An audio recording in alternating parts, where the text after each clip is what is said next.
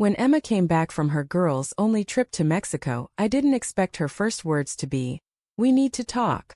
Those 4 words, cold, heavy, flat, cracked something inside me before she even told me what they meant. I had spent the week missing her, counting down days, cooking her favorite pasta for her return. I'd even cleaned the apartment top to bottom. Now she stood there, tan lines on her shoulders, eyes red like she hadn't slept, twisting her wedding ring like it suddenly didn't fit. "Are you okay?" I asked, forcing a small smile. She swallowed. "No, Jake. I'm not." I felt the air in the room thicken. "What happened?" She sat down on the couch, staring at her hands. "Something happened on the trip." That's when everything inside me went silent. No sound, no heartbeat, just a stillness before a storm. "What do you mean, something happened?" I asked, even though I already knew. Her voice cracked. I slept with someone." The words didn't sound real. They just hung there like smoke. I blinked, unable to process. "You what?" She covered her face, tears spilling through her fingers. "I was drunk and it just happened. It didn't mean anything." Didn't mean anything. That phrase hit harder than the confession itself. Like love, trust, marriage, all those years, meant less than a few blurry hours in a resort bed. "Who?" I demanded, my voice colder than I expected. "I don't even know," she whispered. "He was a friend of one of the girls' boyfriends. I barely remember." I laughed. A hollow, bitter laugh that made her flinch. "So that's what our marriage is worth to you? A night you barely remember?" She reached for me. "Jake, please." I pulled away. "Don't." She cried harder then, but I couldn't feel anything for her anymore. Not sympathy, not love. Just disbelief. After a long silence, she said, "There's more." My chest tightened. "What else could there possibly be, Emma?" She took a shaky breath. "I went to the doctor yesterday, and they said I tested positive for chlamydia." I felt my stomach drop. "You what?" Her voice was barely a whisper. "I might have given it to you." For a moment I just stared at her. Then I walked straight to the bathroom and slammed the door. My reflection in the mirror looked foreign, pale, furious, broken. The next morning I got tested. Positive. That was the day the love I had for her died. The following weeks were a blur of silence and half-hearted apologies.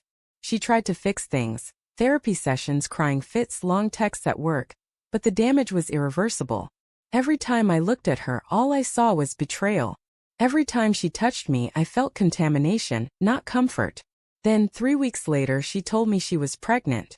I remember the scene vividly. She was sitting at the kitchen table, hands trembling, pregnancy test beside her. "Jake," she said softly, "I'm late. I took a test. It's positive." I didn't say a word. "I don't know if it's yours," she added, voice cracking. "I'm so sorry." That's when I laughed again, that same cold, hollow laugh. "Of course you don't." She started sobbing, saying she'd do anything to prove she loved me, that she'd make it right. But there was no making it right. Not when a child, possibly someone else's, was growing inside her. That night I slept on the couch. The next day I started planning. I wasn't going to scream or break things. I wasn't going to make a scene. I wanted something quieter, colder, something that would stay with her like what she did to me. I waited for her to think we were healing. For 2 months I played the part of the forgiving husband. I went to therapy, held her hand, cooked dinner again. I even touched her gently, told her I wanted to try. And she believed it. She started smiling again, humming while she cooked, kissing me goodnight. She told her friends we were working things out. That's when I told her I wanted a fresh start. I said, "Let's move somewhere new. New memories. New home. Just us and the baby." Her eyes lit up. She hugged me like I was the same man she married. I found a nice house in a quiet suburb, under my name only. Told her it was temporary until the baby came.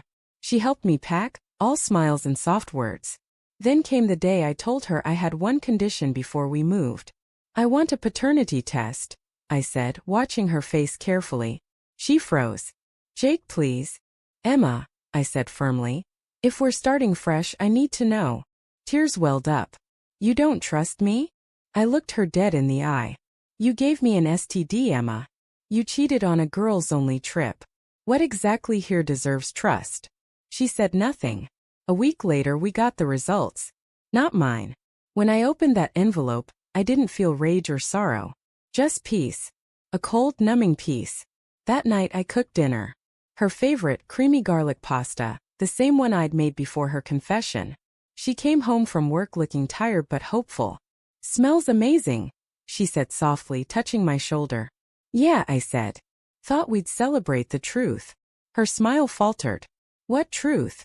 I placed the envelope on the table. "That you've been lying to me for months." Her hands trembled as she opened it. Her face went pale. "Jake." I held up my hand. "No. Don't. You had your chance." Tears streamed down her cheeks. "Please, we can still." I cut her off. "I already sold the apartment." "The new house?" "It's in my name only. You can stay here until tomorrow." She shook her head, panic rising. "You can't just throw me out." "I can," I said quietly. "And I am." I walked to the bedroom, grabbed her packed suitcase, the same one she took to Mexico, and placed it by the door. She broke down completely then, sobbing into her hands. "I made a mistake, Jake. I was scared drunk, stupid. But I love you." I stared at her. "You don't love me. You love the idea of what I gave you. Stability. Trust. Someone who would forgive anything. But that man doesn't exist anymore." She reached for me, but I stepped back. "Go." The next morning she left. No dramatic goodbye, no last-minute begging. Just silence. I watched from the window as she got into a cab, her suitcase bumping over the curb. For a moment a memory flashed. The day we first met at the bookstore, her laugh echoing down the aisles. That girl was gone. And I finally let her go too. 3 months later I got a message from her friend Melissa, one of the girls who'd gone on that Mexico trip. "Jake, I think you should know. Emma lied about a few things. She wasn't drunk. She'd been seeing that guy for a few months before the trip. She told us she was thinking about leaving you." I stared at the message, then simply replied, "Thank you for telling me." She already did. Time has a strange way of dulling pain but sharpening memory. I got treated, moved into the new house, and started rebuilding my life. The silence felt heavy at first, but eventually it became peace. One day a letter arrived. It was from Emma. No return address. Just my name in her familiar handwriting. Inside was a photo. A baby boy with dark hair and blue eyes. "He's not yours, but he has your kindness," she wrote. "I wish I could undo everything. I hope one day you find someone who deserves the kind of love you gave me." I folded the letter, placed it in a drawer, and never opened it again. But here's the thing about betrayal. It doesn't destroy you immediately. It burns slowly, hollowing you out until you rebuild yourself from the ashes. So what did I do next after losing everything I thought mattered? I started again on my terms. I took the money from the apartment sale and launched a small woodworking business. I spent my nights designing furniture, shaping wood, creating something real from broken pieces, something solid, something mine. And every time I carved a new table or smoothed a piece of oak, I thought, this is what love should have been: patient, honest, crafted by hand, not destroyed by impulse. Months later I met someone, a woman named Leah, a customer who came in looking for a dining table. She was gentle, curious, kind, and patient enough not to ask about my past. I didn't tell her everything right away.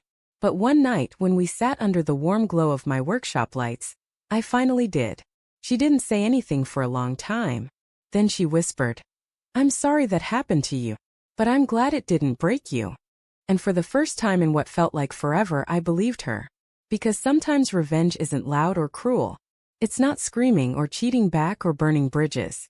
Sometimes the most epic revenge is peace, building a life so whole, so full, that the person who broke you becomes nothing more than a memory you no longer bleed from. And that's exactly what I did.